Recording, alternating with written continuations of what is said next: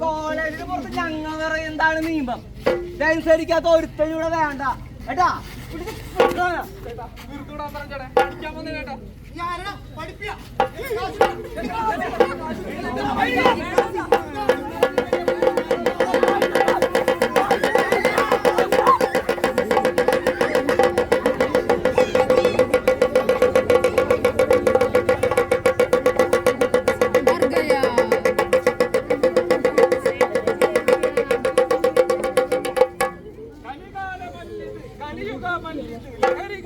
ഇത് ലഹരി ലോകം.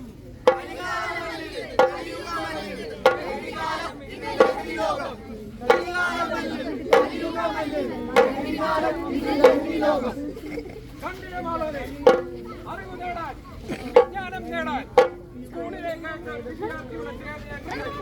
ഏറ്റുവാങ്ങേണ്ടി വരുന്ന മാതാപിതാക്കളുള്ള നാടായി മാറിക്കഴിഞ്ഞു നമ്മുടെ കേരളം. വരൂ, നിറമെഴുകളോടെ നമുക്ക് ആ വീട്ടിലേക്ക് കടന്നിയെല്ലാം.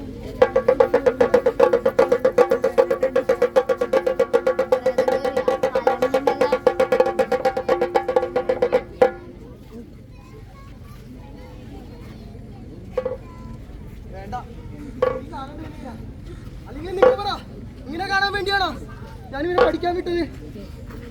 കുറെ സ്വപ്നങ്ങൾ ഉണ്ടായിരുന്നു അവന്, കുറെ ആഗ്രഹങ്ങൾ ഉണ്ടായിരുന്നു. വലിയ എഞ്ചിനീയർ ആവാനായിരുന്നു എന്റെ മോന്റെ ഏറ്റവും വലിയ ആഗ്രഹം.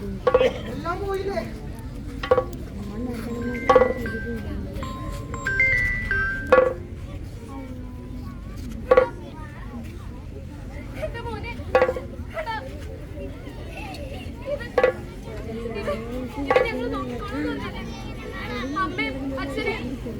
നോക്കിക്കോളാന്ന് പറഞ്ഞതാ. എന്റെ മോൻ എനിക്ക് ആരുണ്ട്?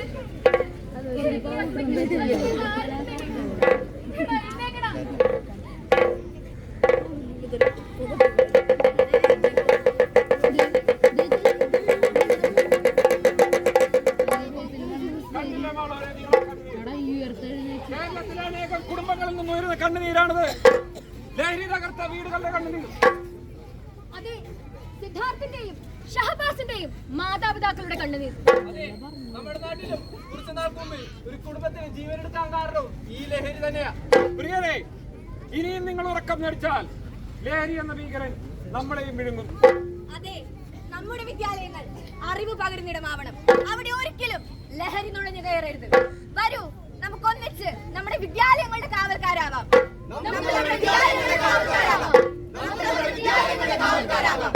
നമ്മുടെ ഭവനങ്ങളിൽ സമാധാനം ഉണ്ടാവാം.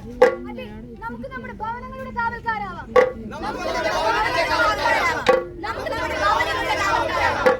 നമ്മുടെ സമൂഹങ്ങൾ നന്മ പുലരുന്നിടമാവണം. നമുക്ക് നമ്മുടെ നാടിന്റെയും സമൂഹത്തിന്റെയും കാവൽക്കാരാകാം.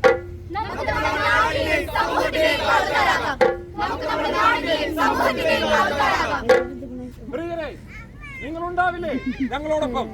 നമുക്ക് ഒന്നിച്ച് പോരാടാം ലഹരി എന്ന വിനാശത്തിന്റെ വിഷവിത്തിനെതിരെ. വരൂ, വരൂ. നമുക്ക് പോരാടാം ലഹരി എന്ന വിനാശത്തിന്റെ